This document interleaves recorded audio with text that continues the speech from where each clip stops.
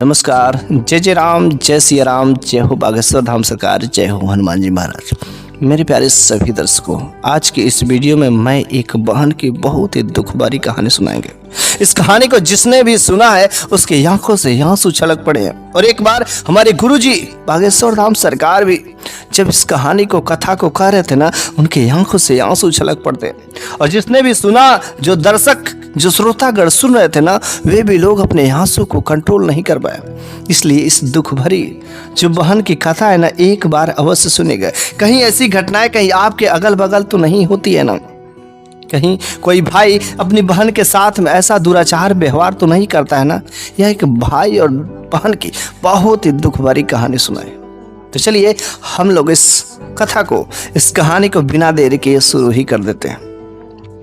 एक बार की बात है कि एक गांव में एक बूढ़ा किसान, बूढ़ा बुजुर्ग किसान रहते थे। उनकी आर्थिक स्थिति कोई बहुत तो अच्छी नहीं थी, लेकिन उनके जो है 7 बेटे थे, 7 बेटे और एक छोटी सी बेटी थी।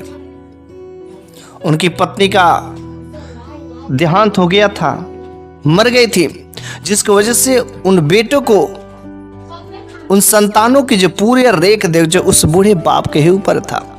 बेचारा किसानी करके, रोजी रोटी करके, कहीं किसी के यहाँ काम करके, मजदूरी करके वह अपने बेटों का, अपने संतान का भली भांति जो पालन पोषण करता था। वह अपने बेटों को तो पढ़ा नहीं सका, शिक्षा नहीं दे सका, क्योंकि उसके पास उतना धन ही नहीं थे, उतना पैसे ही नहीं थे, उतना कमाई ही नहीं था कि वह अपने बेटों को पढ़ा सके। बस जैसे जैसे वह बेटे बड़े हुए, वे लोग अपना पेट भरने के लिए अलग अलग रास्ते अपनाते गए। अपना पेट भरने के लिए जानवरों का शिकार करने लगे, चिड़ियाओं को मारने लगे। मतलब रोज यही काम, चिड़ियाओं को मारते, जानवरों का शिकार करते और वही खाते थे। और एक बार ऐसा भी हुआ कि जब उनके पिता का देहांत हो जाता, मर जाते हैं, फिर अब तो उस घर में 7 भाई और एक इकलौती बहन, जिसमें से जो बड़ा भाई था उसकी कुछ जिम्मेदारी बनती थी कि मैं अपने परिवार का अच्छे से खातिरदारी करूं। अब उन लोगों का पेशा ही बन गया कि वे लोग कोई काम नहीं करते थे, बस दिन भर सुबह से शाम तक तीर धनुष उठाते और बस जंगल में चले जाते, शिकार खेलते और वहां से शिकार करके लाते। तो बस वही बहन जो है पकाती थी और भोजन खिलाती थी। लेकिन कभी काल ऐसा भी होता था कि उन्हें कोई शिकार नहीं मिलता था। जब कोई शिकार नहीं मिलता था तो जो बहन थी, बेचारी सबसे छोटी थी, 7 भाइयों के दुलारी बहन, तो वह जो कुछ साग पात कुछ इधर उधर से कहीं मिल जाता तो उसको लेकर के वो बना करके रोजी रोटी चला देती थी। लेकिन 7 के 7 भाई कोशिश तो पूरा करते थे कि आज कहीं ना कहीं कोई से कोई तो शिकार मिलना ही चाहिए। और भरसक के सारे दिन ये लोग यही काम करते थे। कोई काम धाम तो था नहीं, बस अपना पेट का ही काम करते थे।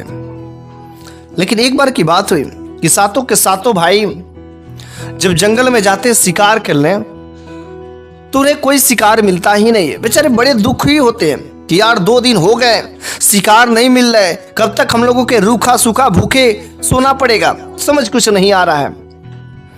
बेचारे बहुत कोशिश करते हैं। उनके मुख में जो मांस का टुकड़ा पड़ गया था ना, मांस वाला मुंह बन गया था ना, वही खाएंगे जब खाएंगे। जैसे शेर जो शाकाहारी चीजें नहीं खा सकता, बाघ जो शाकाहारी चीजें नहीं खा सकता, वैसे ठीक उन लोगों का भी आदत यही हो गई थी, चाहिए तो मांस ही चाहिए, दूसरा कुछ नहीं। 2 दिन हो गए थे, शिकार नहीं मिला। तीसरा दिन भी ढूंढे, शिकार नहीं मिलता। बेचारी वो बहन जो है रूखा सूखा कहीं से कुछ साग पात मिल जाते तो उसी से कुछ बना देते थे, तो बस वे लोग कुछ खाते थे, कुछ नहीं खाते थे। लेकिन तीसरे दिन भी जब शिकार नहीं मिलता है तो घर पर आते हैं काफी उदास होकर के और अपने बहन से कहते हैं, देखो बहन, आज भी हम लोगों के हाथ में कोई शिकार नहीं मिला, कुछ नहीं मिला। आज भी कुछ रूखा सूखा कहीं से कुछ अगर साग पाते मिल जाए तो खा लो, लेकिन आज हम लोगों को भूख लगी है। 3 दिन से हम लोगों को सही से भोजन जो मिल जाएगा बस हम लोग खा ही लेंगे। अपने भाइयों को जो है वह साग काट करके लाती है, जो खेतों में होता है घास टाइप का, और वो ला करके कुछ उसकी सब्जी बना ही रही थी। लेकिन जब वो सब्जी बना रही थी तो सब्जी बनाने के दौरान उसका हाथ जो कट जाते हैं, जैसे उसके हाथ कट जाते हैं, उसके हाथ से उंगलियां कटने के वजह से ब्लीडिंग होना शुरू हो जाते हैं, खून बहने शुरू हो जाते हैं। और जब खून बहना शुरू हो जाते तो कुछ खून जो है उसमें भी चले जाते हैं। अब वो सोचती कि अगर मेरा जो हाथ कट गया, इसको यदि मैं बैंडेज करूंगी, किसी कपड़े से बांधूंगी, तो मेरे भाई सब देख जाएंगे तो उनको बड़ा दुख होगा। जो मैं अपने भाइयों के लाडली हूं ना, अगर मैं कहीं दीवार में पूछती हूं तो भी मेरे भाइयों की नजर पड़ जाएगी, तो मैं करूं तो करूं क्या। वो जो उस खून को जो साग जो सब्जी बना रहे थे उसी से जो कुछ समय तक दाबी रही, और उसके बाद से उस साग को लेकर के वैसे ही धोई नहीं, उसी समय कुछ काम दूसरा करने लगी, जिसकी वजह से कुछ बिजी हो गई और भूल गई उस साग को धोना, क्योंकि उसमें कुछ खून भी लगे हुए थे। वह तो नहीं चाहते थे कि इस प्रकार का इसको धुल करके फ्रेश करके मैं पकाऊंगी, लेकिन वह भूल जाती है और जल्दी जल्दी में उसी साग को जो है बना देती है, जिस साग में उसके भी खून सने हुए थे। और जब वह साग बन जाता है, उसके बाद से वह सब्जी अपने भाइयों के आगे, सातों भाइयों के आगे परोसती है। जब परोसती है तो जब ये सब उस भोजन को खाते हैं ना, तो बड़ा ही टेस्टी लगता है। भाइयों सब पूछते, अरे बहन तू रोज ये सब्जियां बनाती है, लेकिन आखिर आज ऐसा इसमें कौन सा तूने मसाला डाल दिया, किस तरीके से पकाया कि गजब का स्वाद आ रहा है। ऐसे लग रहा है कि मानो कि किसी का मांस पड़ा हुआ है, इस प्रकार से स्वाद आ रहा है। क्या गजब का मांसाहारी सेवन जैसा लग रहा है, रोज ऐसा ही तू बनाए करना। अरे हम लोग कभी जाएंगे ही नहीं शिकार करने। लेकिन वह बहन कहती कि नहीं भैया, ऐसी बात नहीं है, अरे कुछ नहीं है, जैसे मैं रोज बनाती हूँ वैसे ही तो बनाई है, कहीं कुछ ऐसी बात नहीं है। सातों भैया खाते हैं, बार बार एक ही बात कहते हैं, क्या गजब का भोजन है, आज का साग कितना, आज की सब्जी कितनी स्वादिष्ट, मजा आ गया खाने में। और जब खा करके सब लोग अपने अपने जगह पर सोने चले जाते हैं, तो जो बड़ा भाई रहता है उसके मन में एक प्रश्न बार बार उठता है कि आखिर यह साग में कुछ ना कुछ तो जरूर मिला इस सब्जी में, जिसकी वजह से आज की सब्जी बिल्कुल मांसाहारी जैसे लग रहा था, इतना स्वादिष्ट आखिर कैसे हो सकता है, मेरे को समझ नहीं आ रहा। उसके मन में यह प्रश्न बार बार किए जा रहा था। कुछ समय सब बाकी 6 के 6 भाई जब सो जाते हैं, तो साथ जो बड़ा भाई रहता है वो अपनी बहन को बुलाता है, कहता है देखो बहन, सारे के सारे भाई सो गए हैं और मैं तुम्हारा बड़ा भाई हूं, और इसके वजह से मैं तुम्हें अपनी सौगंध दे करके कहता हूं, तुम बता दो कि आखिर तुमने साग में ऐसी कौन सी चीज मिलाए थे जिसकी वजह से साग इतना स्वादिष्ट। उस बहन ने कहा, भैया जब आपने अपनी सौगंध दे ही दी है तो आपसे छुपने छुपाने वाली बात क्या है। जब मैं सब्जी को बना रही थी उसी समय मेरा हाथ कट गया और उसका खून जो उसी में चूता गया और मैंने वैसे ही पका दिया, और आप लोगों को वह जो है खून से सना हुआ साग आप लोगों को स्वादिष्ट लग रहा था, तो इसमें भला मैं क्या कर सकती हूँ। अब मैं रोज तो मैं अपना हाथ काट नहीं सकती हूँ। और इस तरीके से वह बहन यह बात कह करके घर में चली जाती है अपनी जगह पर सोने। अब यह बात जो है उस बड़े भाई के मन में खुरपाती जैसा चलने लगता है, कितना स्वादिष्ट। अब देखिए, एक जो बड़ा भाई है अपने बहन के प्रति ऐसा वहां पर उसको दुख व्यतीत करना चाहिए कि तुम्हारा हाथ कैसे कट गए, सावधानी से काटना चाहिए, बल्कि नहीं, ऐसी कोई विचार उसके मन में नहीं आती, बल्कि इसका विपरीत उसके विचार में चलने लगते हैं। वह मन ही मन सोचने लगता है कि अगर मेरी ये जो बहन है इसका खून इतना मीठा इतना स्वादिष्ट है तो इसका मांस कितना स्वादिष्ट होगा। क्या ऐसा भी भाई अपने बहन के बारे में ऐसा सोच सकता है? इतना खीन, इतना छोटी सोच उसके मन में विचार आने लगता है। लेकिन अगले दिन इस बात को इग्नोर करके और फिर से जंगल में सब चले जाते हैं शिकार करने। वहां पर शिकार किए करके और वहीं पर कुछ भून करके पका करके वहां पर खा रहे थे। एक जगह बैठक हुई थी सातों भाइयों को, तो सातों भाइयों में से बड़ा भाई बोलता है कि देखो भाई, कल का जो भोजन बहन ने बनाई थी, क्या तुम लोगों को पता है कि वह भोजन इतना स्वादिष्ट कैसे बना? बाकी 6 भाई कहते नहीं, मेरे को तो नहीं पता है। उसने कहा तुम लोगों को नहीं पता, मेरे को पता है। जब वह सब्जी बना रहे थे तो उसी समय उसके हाथ कट गए। हाथ कटने की वजह से उसके खून उसी में मिल गए, जिसकी वजह से यह जो साग था इतना स्वादिष्ट बना था। उसका खून कितना मिठास है, सोचो उसके खून से बनी हुई सब्जी का रंग बदल गया, स्वाद बदल गया, तो सोचो उसका मांस कितने मीठे होंगे। उसमें से जो छोटा भाई रहता है कहता है क्या भैया, आप तो अपने बहन के बारे में ऐसी छोटी नीच सोच रखते हैं कि उसका मांस कितना, मतलब आप लोग मेरी बहन को मारना चाहते हैं और उसको पका करके खाना चाहते हैं। बड़ा भाई ने कहा हाँ तो इतना अच्छा, इतना स्वादिष्ट और घर में ही पड़ा हुआ है, हम लोग अपनी बहन को मारेंगे और उसको खाएंगे। छोटा भाई कहता नहीं नहीं, आप ऐसा हरगिज ही नहीं कर सकते। बड़े भाई ने कहा अगर देखो मैं बड़ा हूं और तुम्हारा एक कर्तव्य है मेरा पालन करना, मेरी बातों का। अगर तुमने कुछ जोर जबरदस्ती की तो तुमको भी खत्म कर देंगे हम लोग, 6 को 6 मिल करके। 6 भाई एक साथ मिल करके उन लोगों का प्लान बन जाता कि हाँ अपनी बहन को मारकर खाने को। लेकिन 7वां भाई जो छोटा रहता, बहुत ही दुखी रहता, वह चाहता अपनी बहन को बचाना, लेकिन इधर इन लोगों ने धमकी दे दी थी अगर तुमने बताया इसको तो तुम्हें भी उसी दिन खत्म कर दिया जाएगा।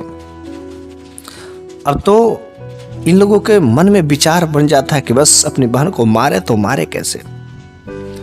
घर पर जाते हैं और अगला दिन बड़ा भाई कहता है कि बहन तुम थोड़ा अच्छे कपड़े पहन लो, आज हम लोग घूमने चलेंगे, जिस जगह पर शिकार करने चलते उस जगह पर हम दिखाएंगे कि शिकार कैसे किया जाता है, और वहां पर तुमको देखने में घूमने में खूब मजा भी आएगा, अच्छा भी लगेगा। उसने कहा हाँ भैया क्यों नहीं। और वे भाई सब अपने बहन को अच्छे से नए कपड़े पहना करके ले करके चलते घूमने। छोटा भाई सोचता है, देखता है, लेकिन वह चाहते हुए भी अपनी बहन से बोल नहीं पाता है, क्योंकि अगर वह बता देगा तो उसे भी मार देंगे लोग।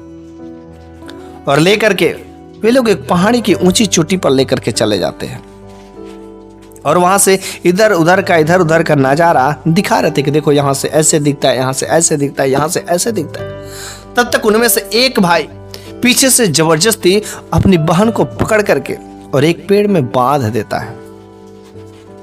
वह बहन कहती कि भैया अरे आप ये क्या कर रहे हैं, मेरे को पेड़ में क्यों बांध रहे, मेरे साथ ऐसा बर्ताव क्यों कर रहे, ऐसा व्यवहार क्यों कर रहे हैं। सामने जो 7 के 7 भाई वहां पर खड़े थे। बड़ा भाई कहता है कि बहन मुझे माफ करना, आज मैं तुम्हें मारने वाला हूं।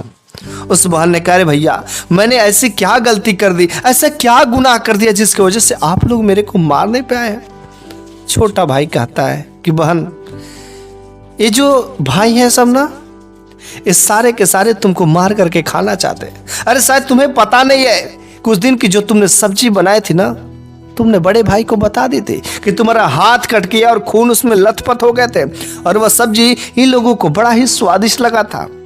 बड़े भाई ने कहा कि जब मेरी बहन का खून इतना मीठा है तो उसका मांस कितना मीठा होगा। और इन लोगों के मन में खुरपाते विचार आ गया, बहन मुझे माफ कर दो, मैं तो तुम्हें चाहता था बचाना, लेकिन इन लोगों ने मुझे भी धमकी दी, अगर तुमने अपनी बहन को बचाने की कोशिश की, बता दिया तो हम तुम्हें भी मार देंगे। मैं मजबूर हूं बहन, मुझे माफ करना। और इस तरीके से वह बहन कहती है कि क्या भैया आप लोग इतनी छोटी सोच, अरे 7 भाइयों के बीच में मैं इकलौती हूं, आप लोगों की रानी हूं, आप लोगों की दुलारी हूं, लेकिन थोड़ा सा भी प्रेम आप लोगों को ये नहीं आ रहा है, दया नहीं आ रहा है कि मैंने आप लोगों के लिए हर दिन जो बना करके खिलाया है। लेकिन चलिए ठीक है, कोई बात नहीं, मारना है तो मार दीजिए। बड़ा भाई तीर धनुष उठाता है और कहता है बहन घबराओ नहीं, बस कुछ ही क्षण में तुम्हारे प्राण निकल जाएंगे और बस, और अब हम लोग तुम लोगों को मार करके खाएंगे, पका कर खाएंगे, मजा आएगा, तुम्हारा मांस कितना मीठा होगा। बहन बेचारी केवल रोती रहती है, रोती रहती है, रोती रहती है। कहते ठीक है भाई, तो उठा तीर धनुष और बेध दे मेरे सीने को, मैं मर जाऊंगी, और अपनी मर्जी से जो चाहे तुम वो कर लेना, मार। बड़ा भाई तीर धनुष उठाता है और बस वो निशाना लगाता है, लेकिन उसका निशाना चूक जाता है, निशाना नहीं लगता है और वह चूक जाता है। बड़ा भाई दूसरे भाई से कहता है कि अब तू देख ले। दूसरा भाई भी जाता है और निशाना लगाता है, लेकिन थोड़ा सा उससे भी चूक जाता है। और ऐसे करते करते 6 भाइयों ने तीर निशाना साधा, लेकिन 6 का निशाना जो चूक जाता है। अब तो छोटा भाई कहता है नहीं नहीं, मैं ऐसा काम नहीं कर सकता हूं। बड़े भाई ने कहा अगर तुमने अपनी बहन को नहीं मारा, ये तुम्हारी जिम्मेदारी है, क्योंकि तुम ही चाह रहे थे अपनी बहन को बचाना है, इस वजह से हम 6 ने नहीं मारा। लेकिन अब किसी भी हालत में अगर तुमने इसको नहीं मारा, सीधा निशाना नहीं लगाया, तो तुम्हारा भी सर धड़ से अलग इसी के साथ कर दिया जाएगा। बेचारा वो डर जाता है। बहन कहती कि भैया भले ही तुम बचा ना सकते हो, तुम इतना मेरे बारे में सोच रहे हो, बड़ी अच्छी बात है, बस इतना ही कर दो, लेकिन भैया तुम्हारा जो निशाना मत चूकना। तुम रहोगे ना, मैं समझूंगी कि बस मेरा छोटा भाई तो है, अरे मेरे 6 भाई किसी काम के नहीं, बस तो तू ही है, लेकिन भैया यही के काम करना। तुम यहाँ पर रहोगे तो मैं समझूंगी कि हाँ मैं वहां पर हूं, लेकिन इस बार निशाना तुम साधना की ऐसा कि मेरे सीने को छल्ली कर जाए। और बस बेचारा छोटा भाई अपने आंखों में आंसू लिए हुए अपने बहन के ऊपर नहीं चाह रहा था तीर चलना, और वह निशाना साधता है। और इधर इन भाइयों की धमकी, अगर तुमने नहीं मारा तो तुम्हारी बहन तो जाएगी ही जाएगी, साथ में तुम भी मारे जाओगे। बेचारा आंखों में आंसू लिए तीर को निशाना साधता है और फिर उस तीर को छोड़ देता है। वह तीर जाकर के उस बहन के सीने में झटक के लगती है और बहन तड़पड़ा के मर जाती है। कुछ ही समय में उसके प्राण पखेरु उड़ जाते हैं। फिर इन 6 भाइयों ने मिल करके उस बहन को अच्छे से पकाया और फिर उसको खाना के तौर पर जो अलग अलग करके थाली में परोसा जाने लगा। लेकिन इधर छोटा भाई की जिम्मेदारी थी कि चलो तुम ही खाना बनाओगे।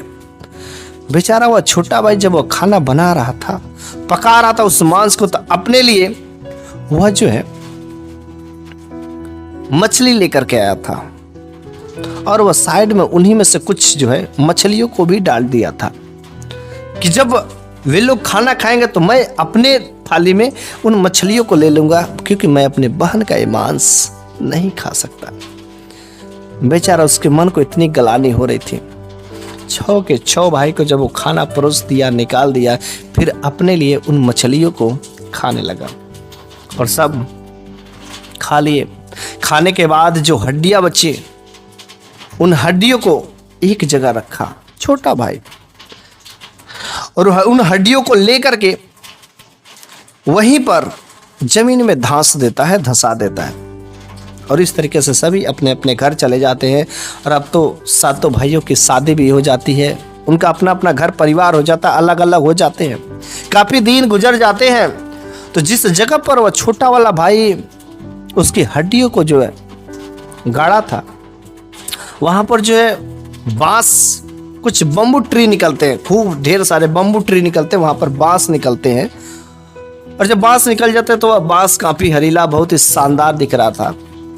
और एक बार की बात है कि उसी रास्ते से एक जो बांसुरी बजाने वाला बंदा गुजर रहा होता है, जो वह बांसुरी बजा करके वो जो अपना रोजी रोटी का काम किया करता था। और जब वो उस रास्ते से गुजरता है तो वह बांसों को देखता है तो उसे समझ आ जाता है कि ये जो बांस है बहुत ही अच्छे हैं, बहुत ही सुनहरे हैं, और इसकी यदि बांसुरी बनाएंगे तो कितना अच्छा गजब का आवाज देगा। इसलिए इन बांसों को मैं तोड़ करके एक बांसुरी तो बनाऊंगा ही बनाऊंगा। और वह बांसुरी वाला उन बम्बू ट्री में से एक बम्बू ट्री लेकर के और एक अच्छा सा खूब जो बांसुरी बनाता है। और वह उसी बांसुरी से क्या गजब की धुन निकले थे, उस बांसुरी को लेकर के अब तो वह गाँव में बजाता, घूमता और भिक्षा मांगता, और उसकी खूब अच्छी खासी तरक्की भी होने लगी, क्योंकि इस बांसुरी से जो आवाज निकले थे गजब की, लोग सुनते तो मोहित हो जाते थे। और वह बांसुरी वाला भिक्षा मांगते मांगते मांगते वह उन्हीं गांव में पहुंच जाता है जिन गांव में उनके सातों के सातों भाई रहते थे। जब वह बांसुरी वाला उस बड़े भाई के घर पर जाता है तो वह बांसुरी बजाता है, तो बांसुरी तो पहले बजती ही नहीं है। वो काफी कोशिशें करता करे ये बांसुरी बज क्यों नहीं रही है। मैं तो हर गांव में हर दिन बजाता था और ये बजती थी, क्या सुरीली इसकी आवाज निकलती थी। लेकिन आज समझ नहीं आ रहा कि बांसुरी बज क्यों नहीं रही है। वहां का कुछ लोग, कुछ बच्चे भी इकट्ठा हो जाते हैं। जो बड़े भाई रहता है वह भी आ जाता है कि मेरे घर पे कोई यार, देखते इसकी बांसुरी की आवाज बड़े चर्चे हैं। वह कहता है बहुत गजब, सुनेंगे आप लोग तो वाकई दीवाने हो जाएंगे। लेकिन पता नहीं क्यों मेरी बांसुरी को क्या हो गई। लेकिन जैसे ही बांसुरी को काफी प्रयास करता है तब तक बांसुरी से आवाज एक निकलती है कि मत बाज रे बसुरिया, ये मेरा बड़ा भाई है, इसने ही मेरे को मारा है, या मेरा बहुत बड़ा हत्यारा है, मत बाज रे बांसुरिया। जैसे ये कहता है तुरंत बड़ा भाई को समझता है करे मेरी तो पोल खुल गई, और तुरंत उसको जो भिक्षाटन देने का काम करता है वहां से दे करके वहां से हटा देता, कहते जल्दी से जा जा जा। अब वो बांसुरी वाला दूसरे भाई के घर पर जाता है, और जब वो दूसरे भाई के घर पर जाता है तो वहां पर भी उस बांसुरी से ऐसे ही आवाज निकलती है, मत बाज रे बसुरिया, ये मेरा दूसरा भाई, यह भी मेरा हत्यारा, इसने ही मेरे को मारा है, बाज रे बसुरिया। इस तरीके से दूसरा भाई भी जैसे इस आवाज को सुनता है तुरंत उसे वहां से भगा देता। ऐसे करते करते करते वह लगातार जो 6 भाइयों का घर था उन 6 भाइयों के घर पर जाता, तो यही आवाज उस बांसुरी वाले को समझ नहीं आ रही थी कि आखिर ये जो बांसुरी में से इस प्रकार से मेरी बहन की आवाज और इसका ऐसा क्यों आवाज आ रहा है, उसको कुछ नहीं समझ आ रहा है। और ऐसे करते करते 7वां भाई के जब घर पर जाता है वहां पर वह बजाने की कोशिश करता है, तो वहां पर उस बांसुरी में से आवाज आती है, बाज रे बसुरिया, ये मेरा छोटा भाई है, ये मेरा प्यारा भाई है, बाज रे बसुरिया, इसने ही मेरे को बचाया है। और इस तरीके से जब उससे आवाज आती है तुरंत छोटा भाई अपने बहन की आवाज सुन करके वह खुश हो जाता है और उसके बारे में पूछता, अरे भाई ये तुम्हें ये बांसुरी कहाँ से मिली और इस तरीके से आवाज क्यों निकल रही है। वह छोटा भाई कहता है कि भैया एक काम करो, इस बांसुरी के बदले तुम जितना चाहे उतना पैसे ले लो, धन दौलत ले लो, जो मांगोगे मैं वो दे दूंगा, लेकिन बस इस बांसुरी को दे देना। वह कहता है कि ठीक है। उसके बदले में वह कुछ अनाज, कुछ चावल दे देता है और उस बांसुरी को ले लेता है, क्योंकि उस बांसुरी से उसकी बहन की आवाज आ रही थी। और उस बांसुरी को लेकर के अपने घर में रखा रहता है। बाकी 6 के 6 भाइयों की शादी हो गई रहती है, लेकिन जो छोटा भाई रहता है उसकी शादी अभी नहीं हुई रहती है। बेचारा वह कहीं पर मजदूरी करता था और उसका घर की रोजी रोटी अपने चलाता था। 6 भाई को शादी हो गई थी, अलग अलग हो गए थे, लेकिन वह अपने भाइयों को बहुत ही मानता जानता था। लेकिन भाई जो बहन के हत्यारे थे वो अंदर अंदर उस दर्द को लेकर के बैठा हुआ था। उस बांसुरी को वो अपने घर में बिस्तर के नीचे जो रखा करता था, क्योंकि बहुत प्यार से उसे रखता था, क्योंकि उसमें से जो बहन की आवाज निकली थी। वो सारा का सारा किस्सा जानता था कि ये जो बांसुरी किस जगह से बनाई गई है। और एक बार गजब की बात हुई कि जब वह सुबह को उठता है तो क्या देखता है, उसके घर में जो कुछ भी काम थे, किचन के, खाना बनाने के, झाड़ू पोछे के, ये सारे के सारे काम पूरा तंदुरुस्त है, काम करके एकदम फिट है। वो कंफ्यूज हो जाता, परेशान हो जाता, अरे मैं जब सुबह में जगा तो मेरे घर का काम काज कौन कर दिया, आखिर ऐसा कैसे हो सकता है। उसको कुछ समझ नहीं आ रहा था। और जब उसको कुछ समझ नहीं आ रहा था कि आखिर तो अपने भाभीियों के घर पर गया, तो भाभीियों से पूछा, भाई भाभी क्या आप लोग हमारे घर पर सुबह के समय में काफ़ी प्रातः काल में आप लोगों ने घर पर जाकर क्या मेरे घर का कोई काम काज किया काम। उस भाभीियों ने कहा, भला मेरे को कहा था समय इतना फुर्सत कि मैं तुम्हारे घर पर जाऊंगी और काम करें, ऐसा तो मैं हरगिज नहीं कर सकती हूँ, मैं ना गई थी। और बेचारा बड़ा दूसरे दिन भी ठीक यही होता है, दूसरे दिन में पूरा काम धाम हो गया रहता है। तीसरे दिन वह जो विचार करता कि आज मैं पूरी रात सोऊंगा ही नहीं, वह छुपके से जो है एक कोने में बैठ जाता है। ठीक है, एक कोने में बैठ जाता है। तो जब वह प्रातः काल का लगभग जो है 4 बजते हैं तो वह देखता है कि उनमें से एक जो है मेरी बहन के शक्ल की एक लड़की निकलती है, खूबसूरत परी जैसे। ऐसा लगता है कि मानो मेरी बहन की आत्मा उस बांसुरी में से निकल रही है, और उसमें से वह निकलती है और मेरे घर के सारे काम काज यूं ही फटाफट फटाफट खाना बना के सब रेडी। वह देखता अपनी आंखों में आंसू आ जाता, लेकिन अंदर अंदर खुशी भी था कि मेरी बहन, कितने दिनों के बाद मैंने अपनी बहन को देखने को मिला। मेरी बहन तो वास्तव में एक परी थी, लेकिन ये तो मेरी बहन की आत्मा है। बेचारा वो कुछ नहीं कर पाता है और फिर से काम धाम करने के बाद वह फिर से आकर के उस बांसुरी में घुस जाती, प्रवेश कर जाती। और यह बात उन जो है सुबह होता है, अपने भाभीयों से जाकर के कहता कि भाभी ऐसी ऐसी बात है। तो उनमें से एक भाभी होशियार थे और कही कि देखो छोटे भाई, जब वो तुम्हारी बहन जो उस बांसुरी में से निकलती तो उसी समय तुम जो उस बांसुरी को तोड़ करके आग में जला देना, और जब आग में जला दोगे तो तुम्हारी बहन की जो इच्छा है वो तो बाहर रहेगी और बहन की आत्मा उसमें जा नहीं पाएगी। तुम उससे पूछ लेना कि हे बहन, जो तुम्हारी आत्मा ऐसे भटक रही है, आखिर तो इसकी मोक्ष कैसे मिलेगी? वो तुम्हारी बहन खुद बताएगी जो भटक रही है। वह कहता है कि ठीक है। और इस तरीके से अगले दिन वह फिर से वह जगा रहता है, छुपके से घर के कोने में बैठ जाता है और देखता है कि बस मेरी बहन के शक्ल के ही उसकी आत्मा उस बांसुरी से निकलती है और घर का सारा काम काज करने शुरू हो जाती है। और बस जैसे ही वह काम काज कर रही थी, इधर तुरंत जो है उस बांसुरी को बिस्तर के नीचे से लेता है और तोड़ करके आग में जला देता है। और जब वह बहन काम काज करके आती है तो उस बांसुरी को ढूंढती है, फिर से उसमें प्रवेश करने के लिए, उसी में रहने के लिए। उसकी बांसुरी तो थी ही नहीं। तुरंत तब तक उसका भाई उसके सामने आ जाता है, कुछ रात ही रहता है। कहता है कि बहन, एक कष्ट तेरा मेरे को देखा नहीं जा रहा। तू इस दुनिया में नहीं है, लेकिन तेरा रूह, तेरी आत्मा भटक रही है। आखिर तू बता, मैं कैसे तुझको मोक्ष दिला सकती हूँ? वो बहन ने कुछ उपाय बताए कि भैया, तू अगर मेरे को मोक्ष दिलाना ही चाहता है तो पहले तो इन 6 भाइयों को भगवान करे इनके कर्मों की सजा मिले, इनके कर्मों का फल मिले, और फिर आप मुझे मोक्ष दिला दीजिएगा। पंडितों को खिला करके, ब्राह्मणों को दान दे करके, पिंडदान दे करके, ऐसे काम नेक करके आप मेरे को मोक्ष की प्राप्ति करा दीजिएगा। मेरे उन हड्डियों को जहां पर, उस जगह पर जो है दफनाई गई है, जो आपने धसाया है, उन हड्डियों को ले जा करके आप जो गंगा में विसर्जित कर दीजिए, फिर मुझे मोक्ष मिल ही जाएगा। और इस तरीके से वह छोटा भाई उन हड्डियों को जहां पर वह दफन किया था, जिस जगह पर बांस के पेड़ निकल गए थे, वहां पर वह खनन करता है तो वहां से कुछ हड्डियां मिलती हैं और वह उन हड्डियों को ले जा करके गंगा जी में प्रवाहित कर देता है। फिर उसकी बहन को मोक्ष तो मिल जाती है, लेकिन उसका जो बदला था, जो 6 भाई थे, 6 भाई के जीवन में केवल दुख ही दुख रहते।